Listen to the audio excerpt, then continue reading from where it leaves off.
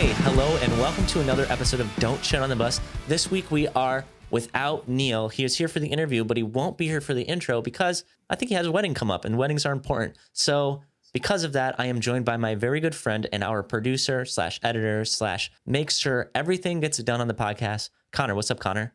Hey there, everyone. I don't think I can ever replace Neil's deep baritone voice or flowing long locks, but I hope to fill the gap for this week. Yes, your smile makes up for everything, so don't even worry about it, my guy. All right, well, this week we have Shane Told of Silverstein and also Lead Singer Syndrome. That is his podcast. He has a very successful podcast. It's been going for a few years now. I took a lot of pointers from him. To be honest, Neil and I both took a lot of pointers from him in our careers. I met Shane very early on in my career. His band was one of the first bands to take me on tour in a tour bus. He literally got me on my first bus and let me do a photo shoot for him in like a barn in Wisconsin. So we go way back. This is like 12, 13 years. And then our relationship has continued throughout the past, our whole life. Neil also shares some stories of that. And, Connor, you were there. You come to every recording along with Darian. And I was wondering, what did you like about this conversation? What did you take in as the first listener? Yeah, I think Shane brought some good points on, checking your rock star at the door. You're not better than anyone else. You're just another part of the crew. And he brought a very good sense of being nice to all your crew members, really making sure everyone is, if you need to go home to see your family or have your girlfriend out on tour, like him and his team always made sure that you got that flexibility, which I thought was very cool to see someone of his status doing that for his crew. Yeah, I think that Shane really embodies everything that we teach and the values we really like on Don't Shit on the Bus. He is our second artist interview. Last week was our first. The style of these interviews is much more conversation. We hope you enjoy it. If you like it, let us know. Drop us a message. Throw us a comment. We love to hear what you guys have to say. If you're out there, if you can afford it, come join our Patreon. We've got a great community in the Discord. All right, and that leads it to Neil's favorite part and hopefully your favorite part too, Connor, our Patreon. Why don't you do the honors, my friend? All right. We have Sophia joining this week. Thanks for joining us, Sophia. It's great to have you on the bus. All right, cool. All right, Connor, thank you so much for stepping up, doing this intro with me. I'm sorry we can't have you on every podcast audibly, but you're always there in spirit, and you actually are there because you produce them. Okay, guys, I hope you enjoyed this week's episode.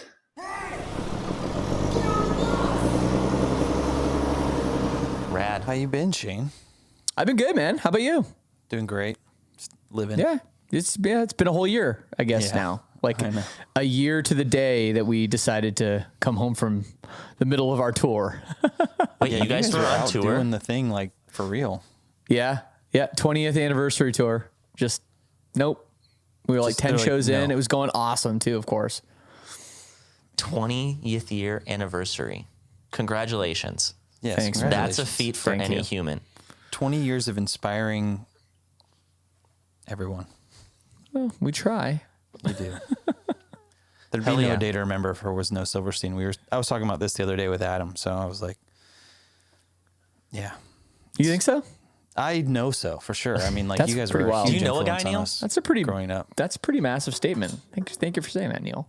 That's the truth. And you guys were kind of doing what we wanted to do. Like, we were like, look at them. They're so successful. Like, they can do it. Everyone's telling us we can't do it, but they're already doing it, So we were just like, yeah, they can do it. We can do it. Yeah. I feel like we're going to get a master class on podcasting today, Shane, to be honest. Don't expect too much. I mean, Jesus. It's so hard. It's like you don't even know how hard it is until you do it. It's like one of those things where it's like people make it look and seem so easy. They're like, you don't even realize that they're just that good at it. So kudos to you because you make it seem so easy. Thanks, man. I don't know. Just try to be natural and real and not, Yeah, you're a front man. You're good at talking. This is what you do for a living. It's like Neil doesn't even get Neil gets a mic. I take pictures. I talk with power chords. Nothing wrong with that. Well, it's kind of tough to podcast like that. Well, when I was writing down the show notes, I was trying to think of I know where I know Shane from, and I'll share that story later. But when did you guys first meet, and when do you guys know each other from? Do you remember? Yeah. Take it away, Neil. I remember too. Yeah, it was like the Victory Records tour, right? It was like you guys were one of the first people that took us out on tour. We did half that tour, and then I think like Dance Gavin Dance did like the other half or something. It was like something to where we split a tour. We were the opener for you guys, and it was like the first real tour we ever did. Yep. And you guys were so nice to us, and we're just like, this is how we want to tour forever. Yeah, well, I remember it really well. So I remember we booked the tour, and we were repaying some old favors. And we were headlining, I want to say it was like really weird B markets. Like we played North Dakota and South Dakota on that tour. And No one ever does we both were Dakotas. taken out from Autumn to Ashes, who had taken us out on one of our biggest, real tours, first real tours, and Strike Anywhere, who had also done the same, around kind of when we were getting started. So we brought both those bands out, which was, we like to do that. We like to, pay it forward a little bit. And then we were looking for an opening band, first of four. And at the time, I was getting to be pretty good friends with Craig at Rise Records.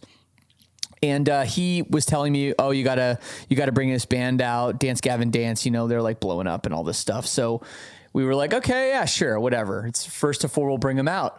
And right before we were about to announce that, it was kind of all done, Tony from Victory called us up and was like, what are you doing? You got to bring Day to Remember on this thing. And like, we knew the name, but we weren't really sure yet, kind of like, I don't know. I don't think I'd actually heard your band yet at this point.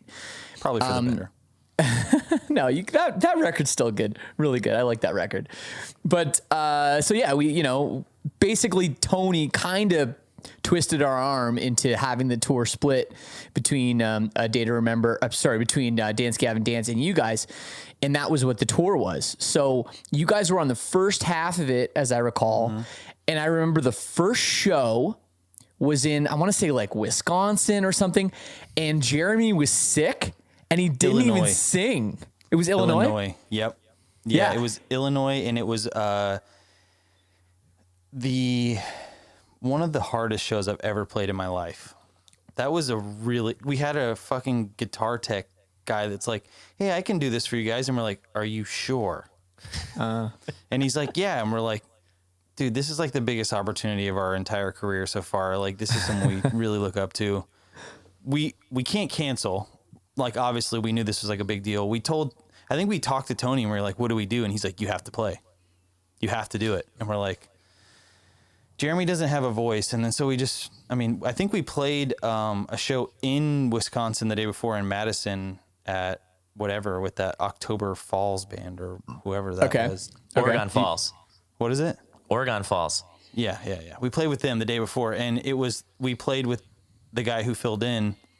He was in this band, My Children, My Bride. He was guitar teching for us. He just like, hey, let me come on tour with you guys. I'll guitar tech. And we're like, yeah, that'd be sick. We've never had a guitar tech. This is awesome. Whatever, And so he's like, yeah, I'll fill in. And he's like, I can kind of sing. His name was Robert. And it was rough. It was harder than he thought. And that show was really bad. Yeah, no, I just remember Jeremy was like sick, sleeping in the van, and your merch guy was singing. The first time I'd ever seen your band play. And to be honest, I was like, this is pretty good. No. And I was like, yeah, this band's pretty sick. I was like, fuck. Really fast, Shane, one of the first things you said, which I know what it meant, I know Neil will know what it means, but in this context, what does it mean to be repaying old favors when talking about going on tour? Oh yeah. Well, typically, like when you're a new band and you're on your first record or whatever, or maybe you don't even have a record out, someone kind of takes a chance on you, they say, hey, we'll bring you on tour, open up the tour, first of 5, here's $100 or whatever, which, everybody needs that opportunity to start somewhere. And for us, we put out our first album in like 2003, and honestly, nobody gave a shit. Didn't have success out of the gate at all. Even though we were on a big label like Victory, like nobody would take us out on tour. And it was a real struggle that first year. And then finally we got a little bit of, I don't know, a little bit of hype, I guess. And then From Autumn to Ashes took us out on kind of the first real tour. Like we played Like I think we played House of Blues for the first time kind of thing on that tour. And then right after that was Strike Anywhere. So it was like back to back tours we did with those bands. And so once, you know, from playing those tours and getting in front of people, our popularity increased, and we actually surpassed the popularity of From Mountain to Ashes, and we surpassed the popularity of Strike Anywhere. So when we were looking for opening bands, we said, "Hey, do you guys want to come on tour with us?" Yeah. And it's almost exactly the same thing. The thing that happened with The Day to Remember. We brought you guys out, and then you guys brought us out again on the Tour Sick. You know, one of your first big headliners. So it doesn't always happen. Not everybody, you know, has that punk rock like sense of community and, you know, repaying the favor, but you know, it does happen, I think, still sometimes, and it's a beautiful thing. It is. It's important, I feel like. I think that, like, you got to repay those people that take the chance on you. It's like, obviously, like you said, Tony kind of was like twisting your arm, but it's like, for us, that was everything, you know? Like, we were just like, we look up to these guys. We couldn't think of any other way of doing it. It's like the moment that we had that opportunity, of course we were going to bring you out, you know? It's like, that's just how it was, you know? Yeah. Well, we still liked you guys though. Like it wasn't like we were like, fuck this and kicking and screaming the whole way. Like, we were on board for it. It's like when you're trying to put together a bill, you want to like make it as like impactful as possible. So taking someone that you've never heard it's a big risk. Yeah. And like kind of like doing a favor like that, it is a favor, you know, like especially with like someone you've never heard of, or maybe you've heard of them a couple times, but you don't know how their draw is going to be. And it's important to have that bill that kind of hits from the beginning to when you guys play, you know? So I get it. I mean, I understand. Yeah. It was funny though, how very, you know, early on in the tour, we realized, oh shit, like A Day to Remember actually is probably outdrawing the other two bands. And then Dance Gavin Dance was as well. And that's always an interesting thing that seems to happen too, is that sometimes that those opening bands that are newer, that just get thrown on a tour, like the hype builds so fast that all of a sudden, like halfway through the tour, you're like, oh shit, like people are coming out for this band, you know, and that's always a cool thing to see too. I love that. It's always weird. Like, I always thought it was kind of interesting, and like a tour is like a month and a half, right? And like in your mind, a month and a half is like not that long, but like when a band is like really starting to pop off, a month and a half of time is like, you can really go from like, not many people know about this band to all the publicity surrounded a tour. Like everyone's like talking about, oh, the Silverstein tour, all this stuff. And it's like, oh, A Day to Remember, have you checked out their new album? You're getting a bunch of press from like, you know, Victory's doing ads or TV spots or whatever. And so it's like really a lot can change in a month and a half, and like you can go on the tour, no one knows who you are, and by the end it's like, oh shit, you know, these guys are really drawing people. Totally. Yeah, you hear the stories about bands like, I think Panic at the Disco. I like when they were blowing up, I forget what tour they were on. It was something wild though. It was Paramore, Augustana, which another band that kind of had like that one hit wonder success. Oh, I love that band.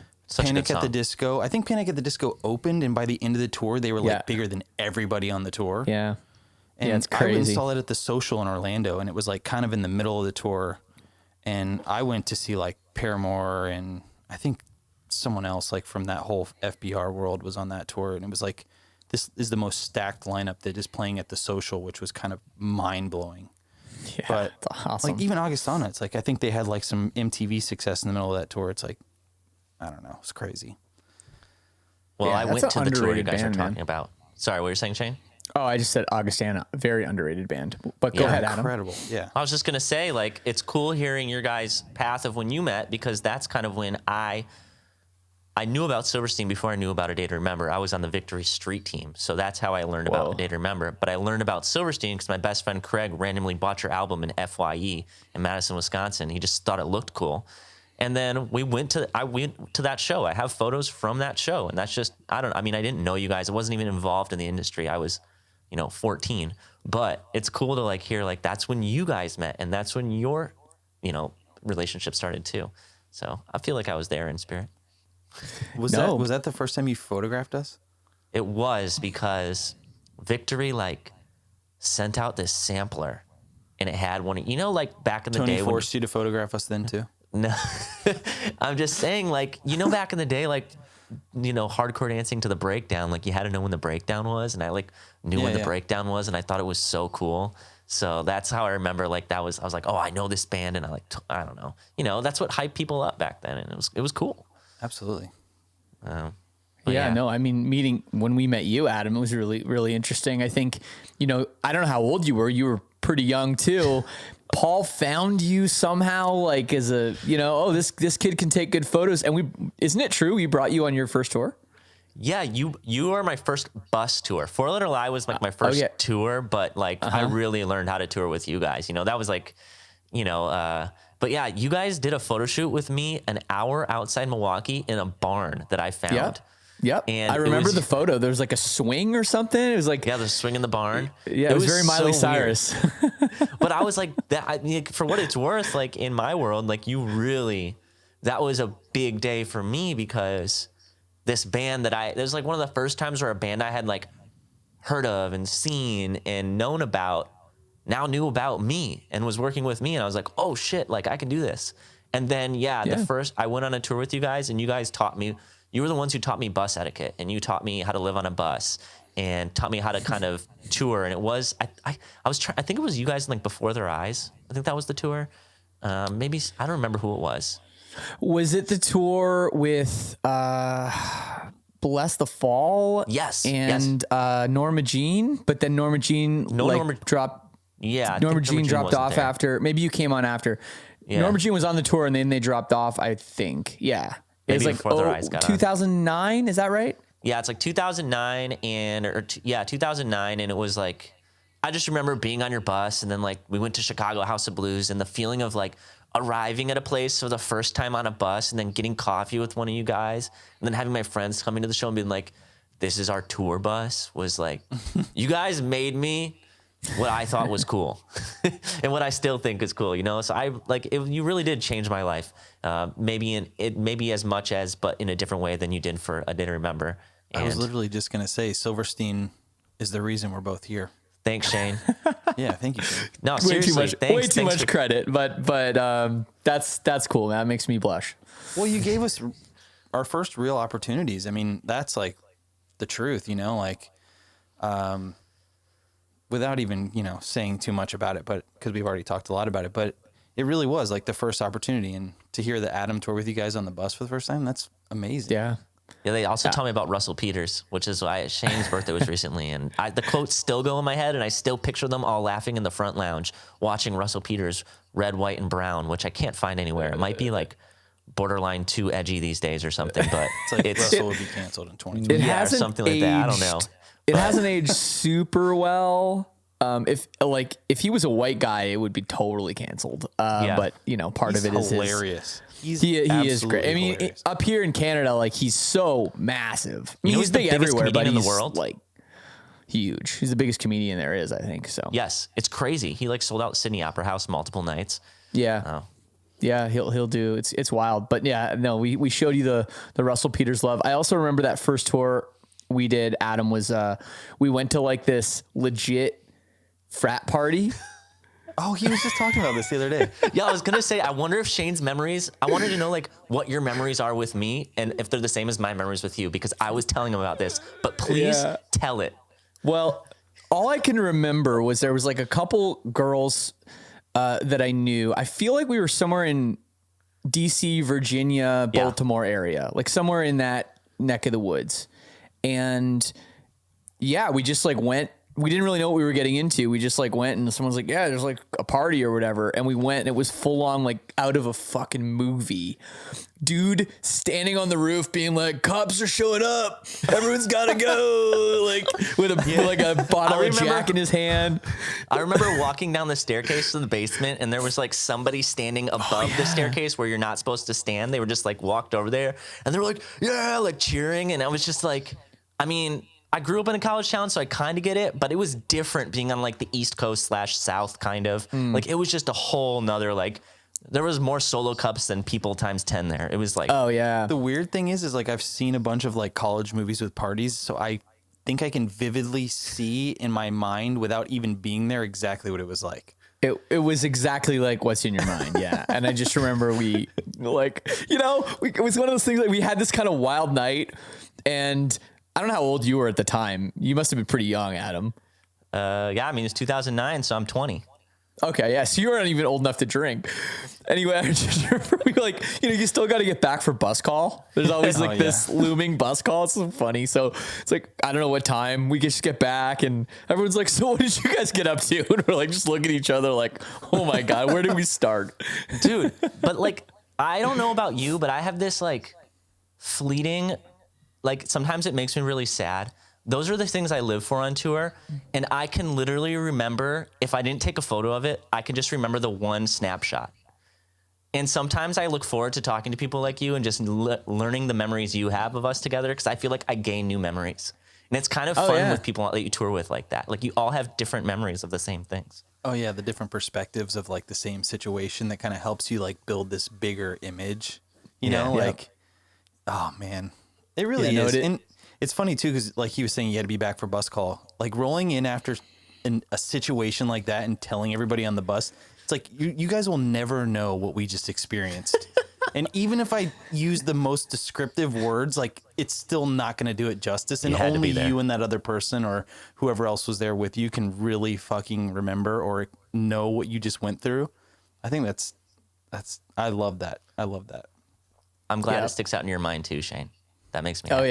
Oh yeah. No, I have a few memories of that, but then like, of course we just run into you everywhere after that, because you started touring with everybody, and it was cool to see you grow, Adam, like from, just kind of from that nervous kid, taking photos of us in your own barn to like, just all the crazy tours. And then we're like, how the hell's this guy got 100,000 followers on Instagram, or like whatever it was at the time? Like, what? How's this guy bigger than we are? Yeah, it was weird. We had to get Adam his own security in Mexico City one time. I believe it. I'm not kidding. We like went out we like played the show in Mexico City. Obviously, everyone in Mexico City is insanely fanatic. They are some of the best fans in the entire world. Neil, they played the show with us. Yeah, we might have been at that show.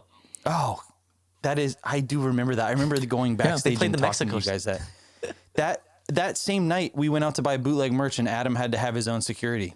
Yeah. That was crazy. I still have a bunch of that bootleg merch. Dude, that's the best merch on earth, straight up. People don't understand. Like, people think when they think of like, okay, bootleg merch, they think it's like, what we see in America, where there's like a dude with a couple boxes of t-shirts, like just shitty printing. You're like, hey, $10, like get a shirt. This is like, you walk outside the venue in Mexico City, it's like fucking Warped Tour. Oh, it's sick. Like I'm not even kidding. There's like 20 10 by 10 tents of everything you could ever imagine printed, like stuff we wouldn't even think of making. Like I got a Silverstein engraved flask.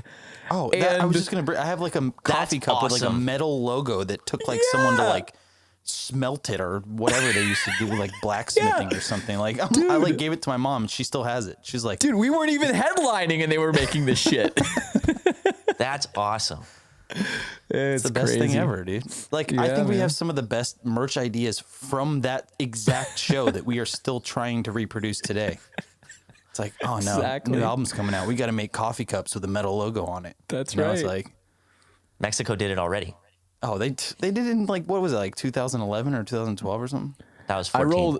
I rolled up to the tent, and I was like a couple. You know, it's always weird. There's like the people that are like, what the fuck? They're like ripping us off. Like we're gonna go tell them to shut it down. And then there's people like me. It's like, well, actually, can I get a couple things? You know, but walking up to them, that's my band. So, right. But I walked up to them and like they have a poster or a shirt with like my face on it, and I'm like, hi, that's me. Can I get some stuff? They're like, no. I was like, can I get a discount? Yeah, no. You could always haggle. I feel like you could haggle. We definitely haggled for sure. I was like, they're like $15. I'm like 10, 10 American. They're like, yeah, okay, cool. Oh, exactly. It's good to just talk to people that I don't know about you guys, but sometimes I feel I was kind of going through the thoughts of like Shane and Mai's like relationship and how we've known each other through the years. And it's a little different than Neil's because it's been a little more intermittent. Like we really haven't done a tour since 2009. I've just seen you here and there. And sometimes I feel like, I don't know if you feel this, Shane, it's not specific with me, but just in general, it's hard for me to wrap my mind around the fact that like, you're like a really good friend of mine, but I see you once like every 2 years and I get to talk to you for maybe 10 to 20, 30 minutes, but I would still consider you a really good friend. And my instinct tells me to feel guilty about that. It says, hey, like you need to have more of a relationship with somebody with friends with, but I think it's pretty normal in touring world. Like, hey, you pick right back up where you left off, kind of. It's weird. Yeah, that's such a great thing. And you actually articulated that really well, because that's something that I've thought like about at various times.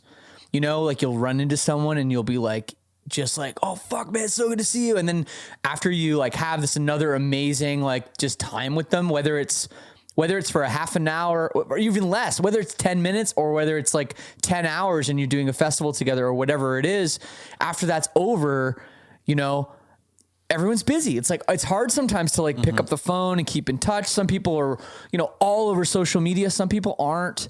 Like, I'm not particularly good at social media. Like, I don't post a lot on there really.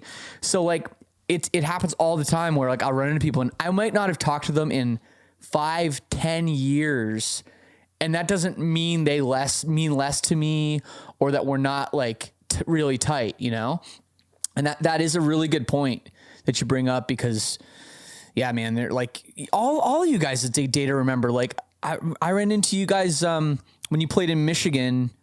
When was it? That's close with to Canada. I Prevail, that like massive show. That show was amazing. Yeah, I ran into all you guys and it was just like, I was like, I ran into Alex in the hallway. I was like, hey man. He's like, hey Shane, what's up? Like just like we just saw each other last week, you know? The weirdest thing about those situations too is it's like you start to like not even like you like see people in weird places, but like it doesn't make sense for like 1 second, and then you're just like, oh yeah, I mean, yeah, Shane from Silverstein's here, and you're like, well yeah, of course he is. And then you're like, wait, why is he? And then you're like, oh yeah, is he playing the show? This just is how it is, you know? Like, it can throw you off a little bit though when you're like not used to seeing someone somewhere and you're like, wait a second, you know, you're in like Germany and like just someone random's there. You're like, oh, okay, well, yeah. The weird thing for me is it's always like I always confuse timelines because every backstage looks similar, or every festival like is similar to where I'm like, was that before or after this? And then I'm like, yeah, did we see them then? And then I'm like, someone's like, yeah, we saw Shane, you know, he came out to the show, and I'm just like, wait, fuck. When was that tour? Everything's blurry. Then I like think about when the Degenerates tour even was, and I'm like, that was like 2 years ago or something, or a year and a half ago now, and I'm just like, oh fuck. Yeah, it's true too though. Like as the venues start to get bigger, you know, and it's or like it's the Warped Tour effect too, where like every venue looks the same. Yeah. It gets harder when you play the small shitty places and you're like, oh yeah, I remember I had to shit in this fucking awful toilet. And then like the bus was parked like around a corner and it was like real weird. Like, you know, or the catering is like, once it's like, okay, yeah, you're playing 5,000 cap rooms. It's like, okay, everything is just set up very similar. Exactly. And that makes it definitely makes it harder to remember. Yeah. I feel like for the first time too, and obviously there's no true upside of COVID. I know this is a weird segue, but people like before touring, there was no way for me to really be like to help somebody who doesn't tour, or excuse me, before COVID, there wasn't really a way for me to help somebody who hasn't toured know what it was like to kind of feel like every day felt the same. But now with COVID, I see people kind of experiencing it, whether they've been in their own place every day or they haven't been going out as much, and everything kind of blurs together and time just goes by. And I'm like, yes, I kind of know, like I can kind of relate to this. Like I feel like maybe I'm stretching here, but that's how I felt at least. No, it's like I've been preparing for this moment my entire adult life. Oh, jeez. I can stay in one spot every day that looks the same. No, I can't. I've had like the worst time. I've like literally struggled the hardest, I think. Yeah, no, that's like a weird silver lining. I haven't heard anyone say it like that, because it is true when you look at it that way, when you think of those Groundhog Day, Warped Tour, especially scenarios. Parking lot. Yeah, for sure. But then the whole fact that we're always constantly on the move, and there's still like the truck stops and the days off and all that. And those you don't get those anymore. And I haven't been doing great either, Neil, to be honest.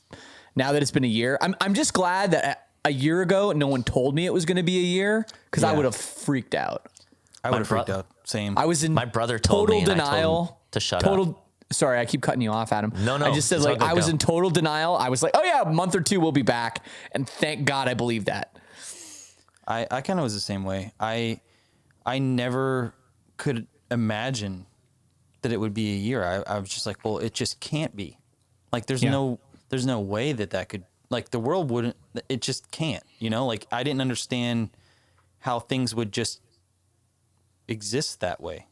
You know, like, we're all here, like, we're in a house. We need to have a job. We need to do these things to pay for the things that, you know, take money to live, and bills and whatever. And I was like, I know that, like, obviously our world shut down first and probably will be the last one to come back. And someone told me that, and I was honestly in disbelief. I was talking to Franz from Attila. He was at the studio that I work at. He was recording with Andrew Wade. And he's like, yeah, man, you know, we're the first ones to go away, and we're going to be the last ones to come back. And I'm like, Franz, you don't know anything, man. You know, I just kind of like brushed it off. I'm like, he's Franz, he's a psycho. He's surprisingly smart. He's very smart. And the thing is like, he knew from the beginning, and I just didn't want to believe it. I was like in denial, and I was like, no, that's impossible. You know, the world can't continue to spin that way, you know, like, in so many words. Like, it's not like the people who have jobs that can't do that, they can't afford to live, and they can't put food on the table, and they can't do these things that we just need as human beings to survive. And I just didn't see how, if someone said a year ago, I would have just been like, no, I'm going to lose my mind. That's impossible.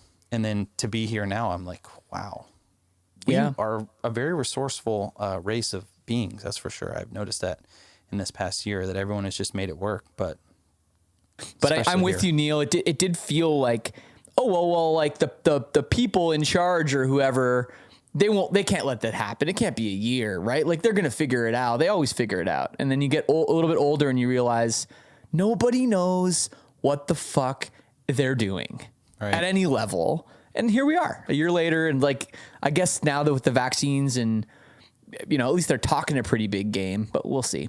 I know Neil's answer to this, but Shane, it's like, I've looked at your podcast and I know how active you are in that world.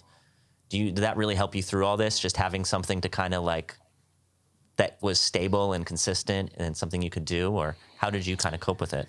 Yeah, 100%. I think, you know, going back a year, we were, you know, we planned this 20-year anniversary tour, like, for so long, and like all these working parts, and it was going to be, you know, our kind of one big tour for the year. We did the European portion in February, and then we started the US one in March, and then it was, you know, we had kind of the whole year planned. So when it got shut down, it was like, well, there's all our money for the year. Like, that's just, you know, gone. We, you know, and that's like, we were counting on that. So it's like, okay, well, now what? And the fact that I already have like a successful podcast that, you know, keeps me afloat, I felt really fortunate about that, you know. And then of course, like, it was always like, we thought it was going to be way worse than it was, you know. Everyone's freaking out, like, oh, cancel my newspaper subscription, I can't afford this, or whatever kind of stuff. And then in the end, you know, like, we all made it work, and live streams were successful and like all that stuff. But and Victory getting sold was really good too. Started actually getting some you're like, what are checks. these things they call royalties? I've never seen those before. Exactly, right? That came at a nice time too.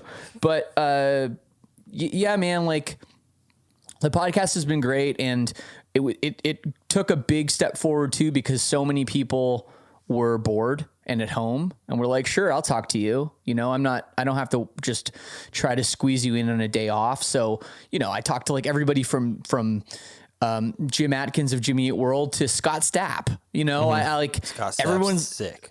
He was amazing. The guy's super really nice. So, you know, when I have like people like that just coming to me, it's like, oh, this is awesome. And then, you know, I expanded the podcast to some other things. And then I've been on Twitch for the last, 4 or 5 months. I know you're doing a lot of that too, Neil. That's been really not just financially great, but also so much fun. Like, I'm really enjoying it. And now I'm finding myself actually pretty busy, maybe like a lot busier than I normally am, maybe even on tour. So yeah. So all in all, like I'm feeling okay. So you got that consistent schedule that isn't getting interrupted by any music tours anytime soon. So you can like, be like, yeah, I'm going to be here next week. I know this for sure. And I can do these things. Well, I feel like when I toured with you guys and every time I ran into you as a group, you were always such like level-headed, kind, healthy people in a way where like I never felt like there was any ego going on, and you kind of you're just here to play music and do your thing. And I was wondering if, and maybe some of this translated into hanging out at home during Corona, but if you like if you guys ever paid special attention to what people now classify as self-care. I don't think we really said that back in the day when we were touring. It was just like more being healthy. But was there ever anything you guys did in an intentional way to, I don't know, be that way? Or was it just natural because of the type of people you are? I don't, if you can speak to anything like that. Do you know what I mean? Kind of. Yeah, I know. I think I know what you mean. I would say it's tough to answer because I don't always know how other bands and stuff operate. You know, I know how we do, and we're always there for each other. And, you know, if somebody needs whatever they need, like we're always very supportive. But yeah, like, you know, and the ego thing too, I think that's always been something that has been important. Like, you know, I don't try to play the lead singer card too often. Like I will once in a while, but you know, like I don't say, oh, well, I'm the fucking singer, give me the best bunk, or, you know, or like shit. We never had rules like, okay, band members can have their girlfriend out for this many days, but if you're a crew guy, you can't have your girlfriend out. It's like, you need to see your fucking girlfriend. You're on the road with us. Bring her out. We don't care. Yeah. Have her, you know what I mean? Like you do what you got to do for your own sanity or your own personal life or whatever. We're all in this together, whether you're tuning guitars or playing guitars, you know? I like that. That's always been our approach to it. And I know that a lot of bands don't operate that, and it's understandable.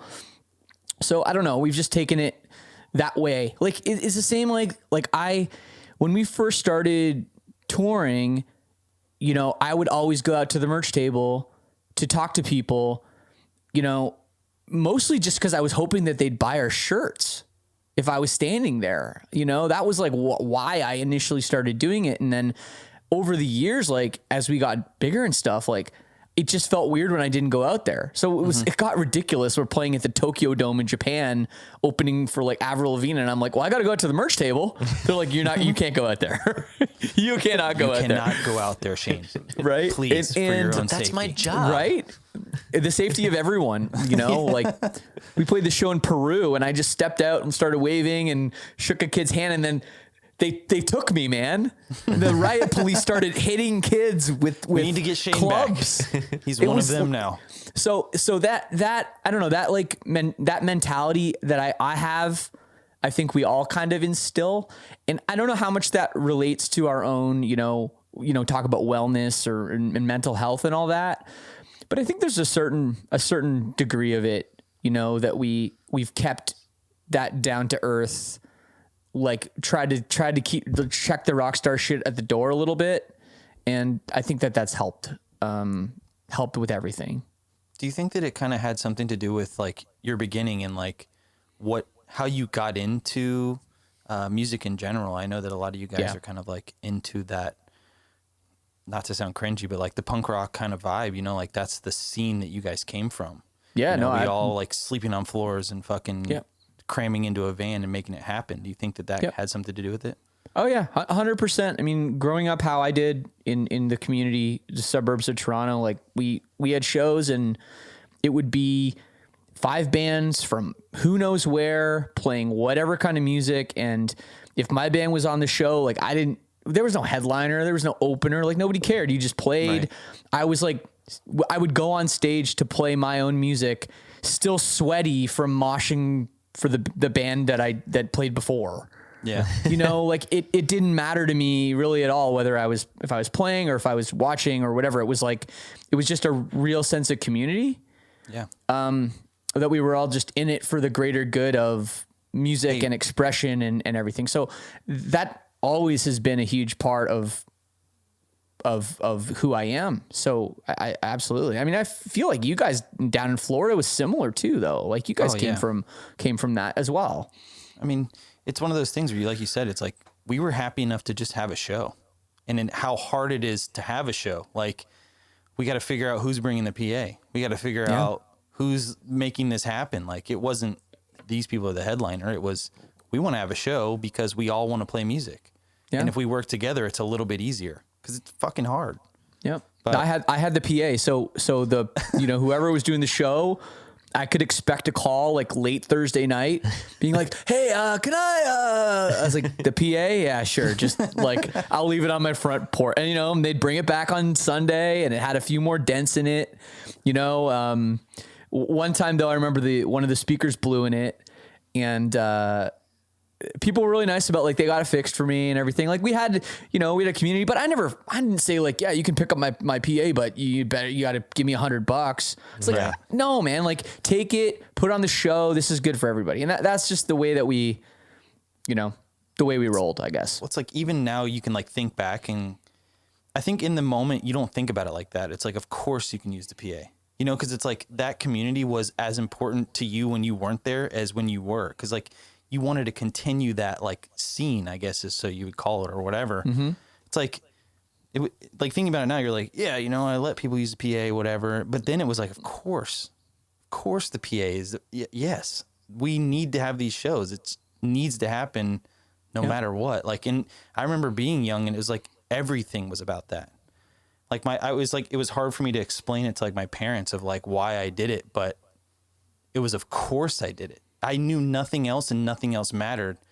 And I think that kind of was how, when it came hard to being on tour, it's like, of course, like I want nothing else than to do this. And I don't care if it's hard. I don't care if we can't afford to eat or whatever. It's like, I know nothing else and I want to do nothing else.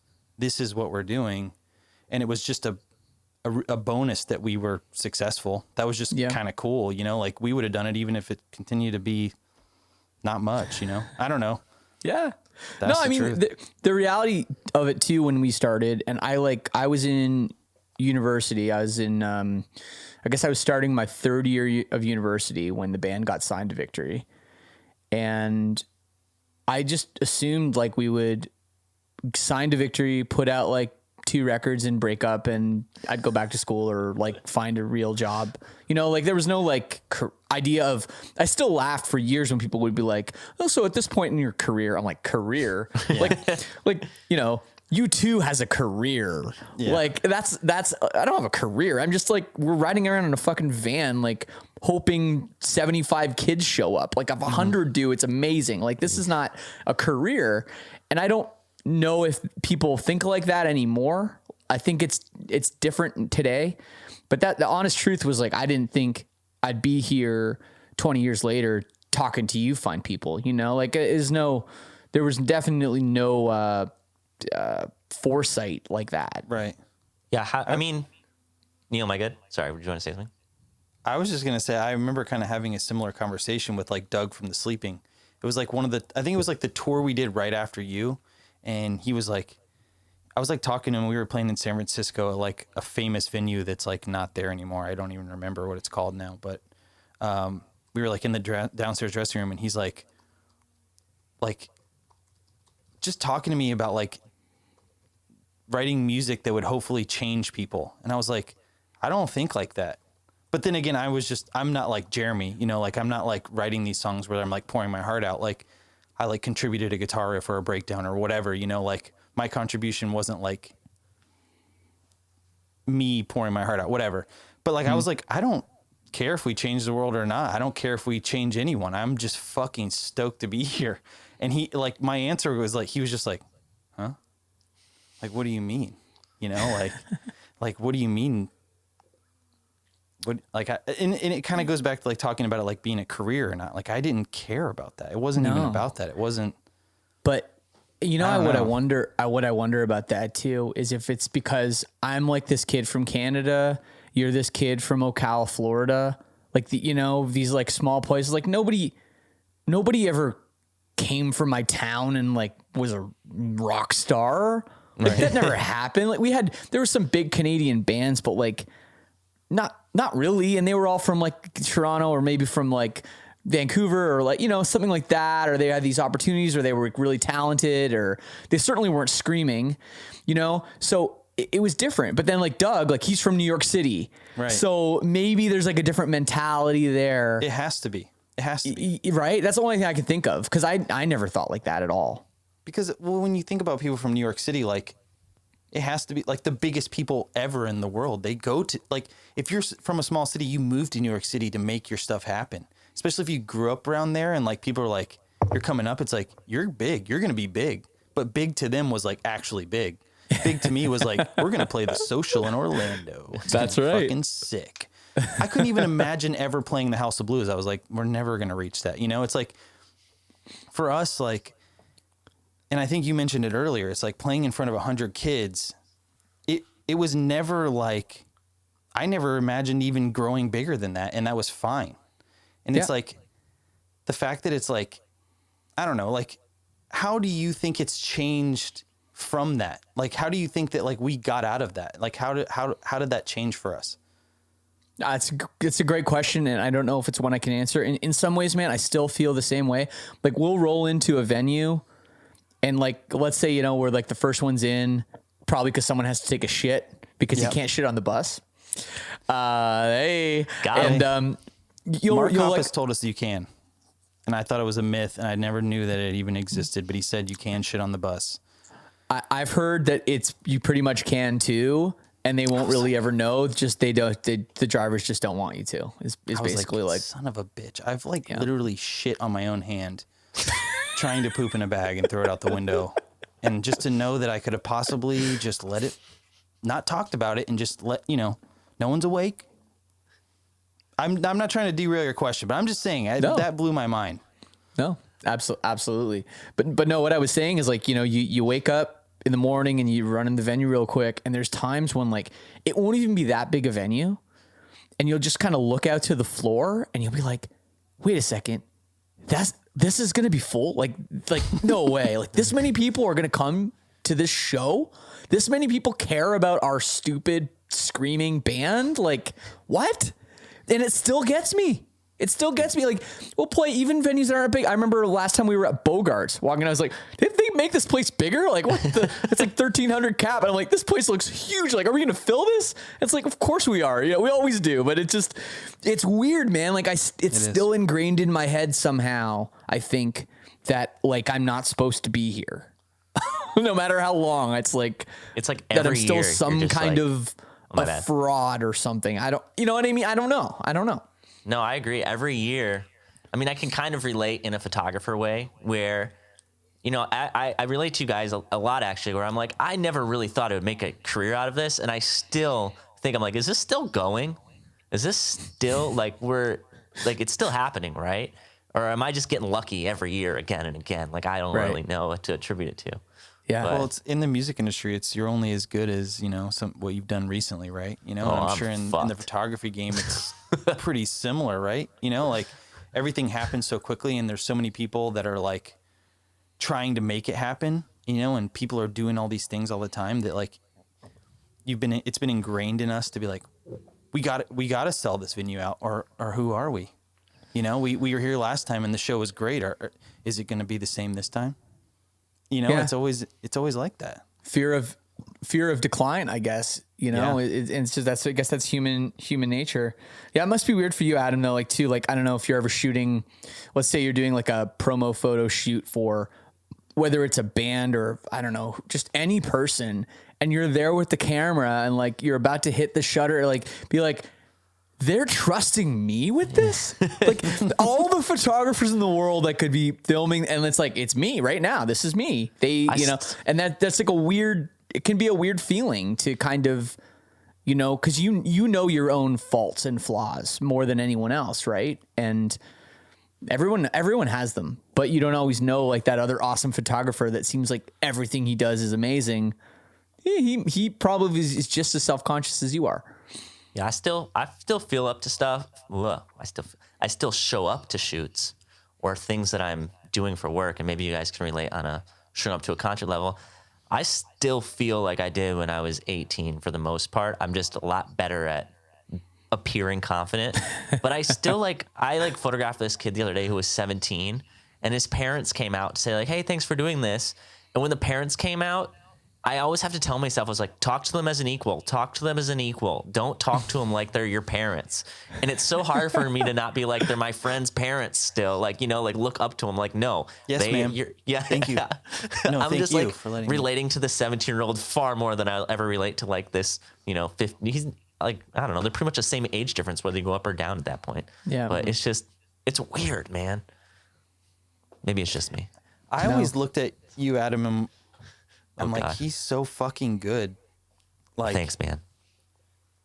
does he even think about that? You know, like just my perspective on you, like outside looking in, I was just like, he's so, like, you would just come to the bus and show us stuff that you did at a show. And I'm like, what the fuck? I've never even seen something like this before. And I just went in there and experienced the show, and it didn't feel like the photo you just showed me. Thanks, Neil. It made me feel more important. I don't know. It's weird. Like, I don't know how else to say it, but it's like seeing your photos, I would always gain confidence and be like, man, we are pretty cool. Like, we got to keep bringing Adam out here because he makes me feel really important. I don't know. Like, I would be like, that was pretty dope what I just did. And then like I would see it and I'd be like, holy shit, it was like that. I didn't even know, because you're just that good at it.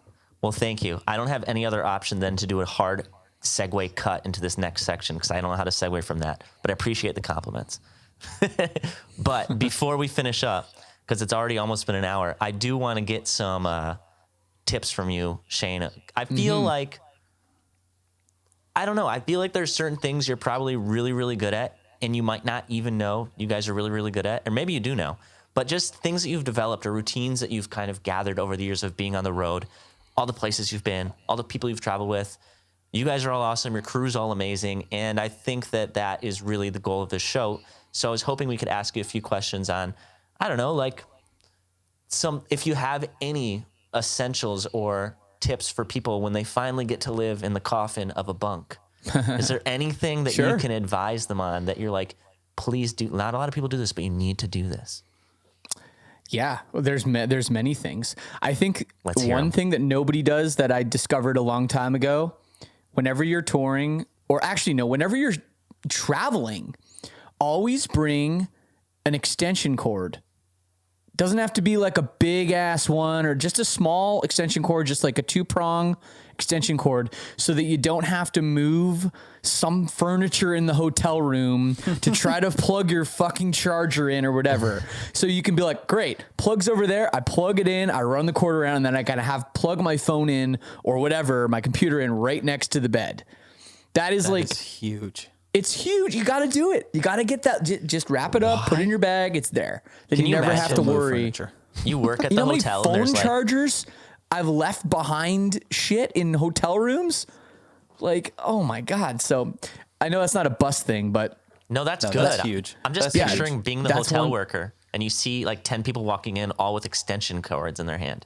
And they're like, what is going on? Why do they all have extension cords? yeah, that's right. That's right. Every bus is a little different, right? I'm not a big top bunk guy because, well, first of all, I'm just terrified of falling out, and yeah, it can be a little bit swayy. So I tend to just take a bottom bunk so I don't have to fight anybody for the middle bunks. What else do I do? My tips are like always bring a bottle of water. I know that's pretty basic, but you always want a bottle of water in the bunk for when you're sleeping in there. Well, yeah. If you're a singer, you got to be stashing them. Like the first thing I do is when we have water, in case we run out, I make sure there's like a little bit of a corner between the mattress and the corner of the bunk. Each 4 of those corners has a bottle of water in it at all times, just You got a in moat. case. You have a moat around your bunk. Exactly. Yeah. That's key. If you buy records on tour, a lot of people like to buy records on tour, you know, like you don't want to put them in a closet. Something gets bumped into it. Great place to put a record under your mattress. Oh yeah. Between the wooden board and your mattress. It's a great place to put vinyl or posters. If you get cool, sometimes venue posters, you don't really know what to do with them. put them right under there. It's a good spot. That's great advice. And if you can just put them under somebody else's bunk and not tell them, and then they'll just be there for you, and they won't take any room under yours. You could if you run out. They'll never check. I mean, who actually changes their sheets on tour? Like, no, Maybe the bus driver. like maybe, yeah, right.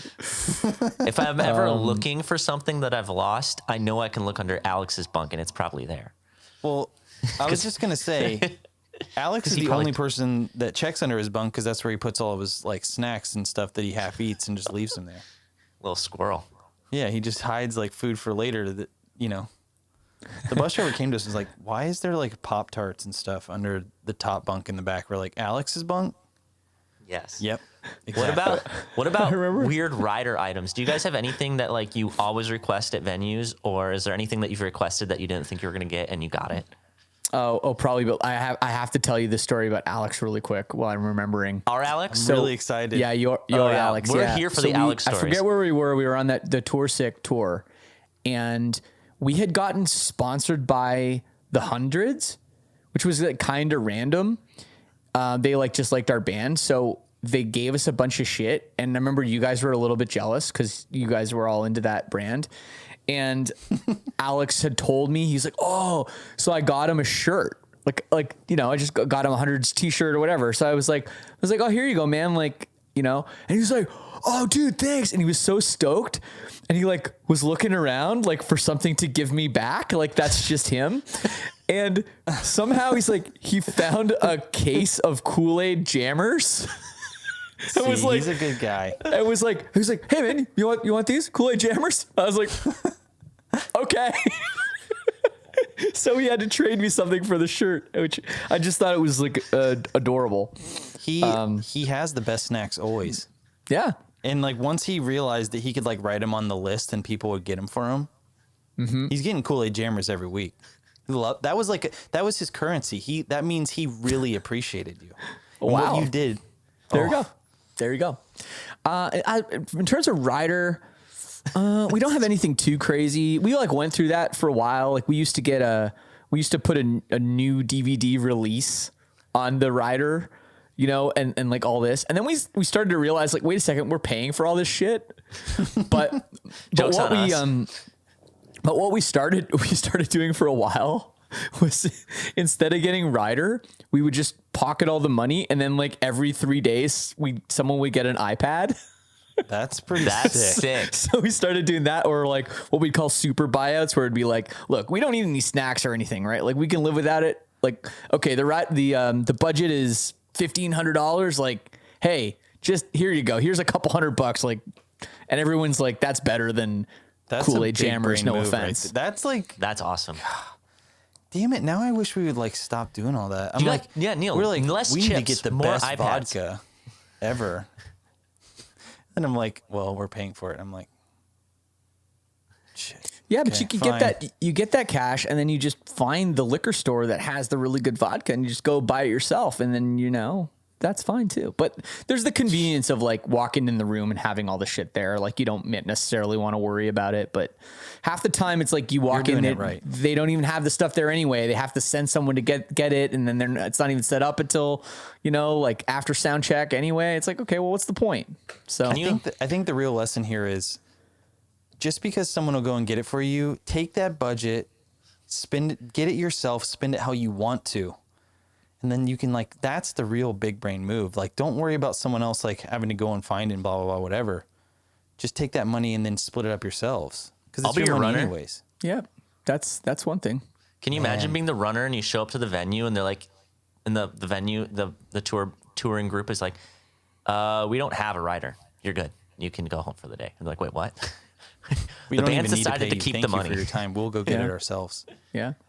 I did this real quick solo tour one time, and when the agent booked it, I think the agent it wasn't a lot of communication with how the tour was going to go on. So got the offers, whatever. I think assuming I was probably going to be touring with either a full band or a crew or whatever. It ended up being me and one other dude. We toured in a minivan. Then one opening act, and it was Mark Rose from Spitalfield. I don't know if you know him, Neil, and his brother. So there was 4 people in the touring party. So we'd roll in with like $250 catering budget. Let's go. Or whatever That's it was. the way Like, to do it, man. we were like, I was always shit. jealous of people that were touring as like an acoustic act because it's like you literally could tour in a car if you really wanted to. Yeah. You Yeah, toss your instrument in the trunk, and then whoever else is on tour with you, and then that's it. I'm just like, Yep. fuck. Why do Welcome we have to to DJ have life. vaults and like amps and all this shit? I'm like, again, if we did that, I probably wouldn't be here. I'm just a rhythm guitar player. They probably could have done it without me. But, you know, I'm thankful for that. But Jesus, what a way to do it. That's sick. Yeah, I like that. I do, man.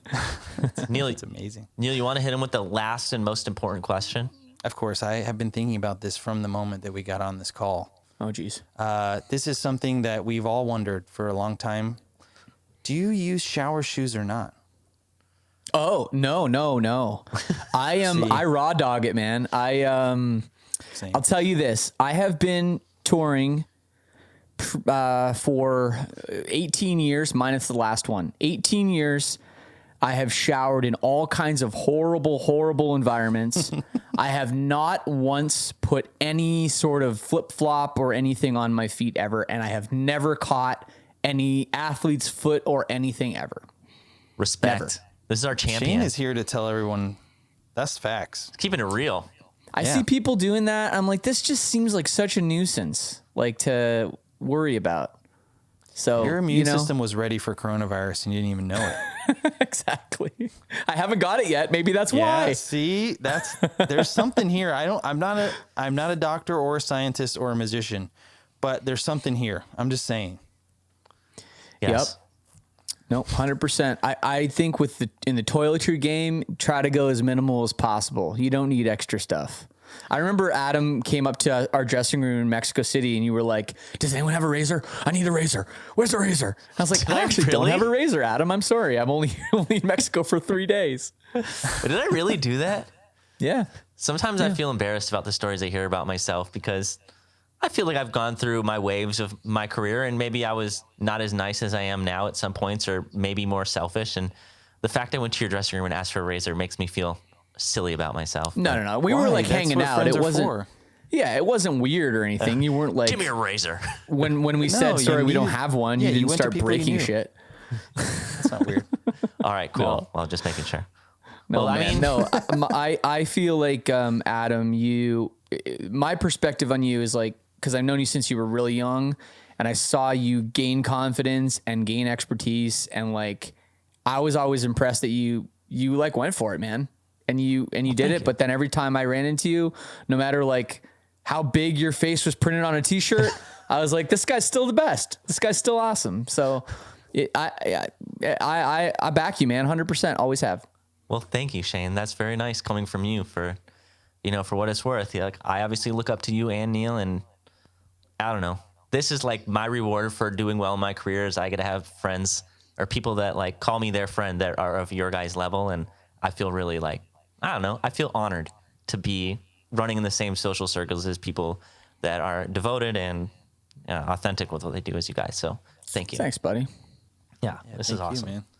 Well, I mean, I think we finished, guys. You want to thank you, Shane, for coming on here and Yeah. giving us some of your time. We appreciate you. Oh, of course. Yeah. Thanks for having me. It's nice to talk about touring. It's been a year since we did it, and it just feels like I don't know. I'm getting that little giddy feeling inside, remembering It's coming back. things. I like when you. It's funny because you asked me the tour like tips, and I'm like, damn, it's been a while. I don't know, shit. I've always been But I nervous had a that lot I'm of gonna, fun. like, Thank forget you. how to do it. Like I know. it's like not like a bike thing that you can just like go and do no matter how long it's been, but I forget how to pack a suitcase. There is like things that you just, and obviously we're done, but there's things that you got to do it often to like remember like the little things that like little level ups or whatever, but Wait, don't stop tell you- recording. I'll tell you, Neil, when you guys get back and you play that first show, when you wake up the next day, you are going to have the ultimate bangover. I was just going to say, Your I'm not going to neck. pick my head up. It's going to be like this. Yeah. Like, oh shit. And for Yep. people who don't know, a bangover is what you get when you headbang and you have not headbanged in a long time. And then the next day your muscles say, whoa, what the hell? Yep. That's the Man, hangover. my It's head's going to be heavy. real. Neil, you do. Wait, sorry. Go Shane. Congratulations, Shane, on the live streams. Those were sick. I Oh, need you to guys watch check them out. Thanks. Yeah, they were a lot of fun. We were tried- inspired by what you the did. live We like had multiple conversations trying to figure out our own lane in that whole The promo art was situation, sick. and we've used you guys as like you guys, Under Oath, and a couple other people that we look up to in the scene, just as like, this is really fucking cool what they did. Maybe we should do something similar, or like even like how you split it up. I love that idea. I think that's just great. Well, the whole reasoning behind that is just like when you go to a show, it's loud and you can look where you want and there's people running into you and there's like all these extra, things, and you can't capture that. So like bands that are just going out and being like, hey, we're going to play. Like to me, that's so fucking boring. So is. like And you it's trying hard. to add an element of like we added a story to ours and like all that shit. It was just like, that's what you got to do, I think, to make it interesting. So that was our take, at least. I'm glad you Interesting checked and it out. entertaining. Like to keep their attention. It's like in the age of like 4-minute YouTube videos, like to keep their like. Yeah. We've talked For about it's sure. like, how do you go and play a 10-second headlining set TikToks. and keep their attention? You can't do that. It's hard to do that. Yeah. Well, you guys have always done a good job though with that stuff. Like I remember the like even as far back as like the tours, the Homesick, studio videos you guys were doing, like all that, like that stuff was all great. That stuff was awesome. So you guys understand that. So. It's hard. It's hard, man. Well, thanks guys for having me so much, Mr. Kevin Scaff, Minnesota's finest. Take it away with your rendition of Wheels on the Bus.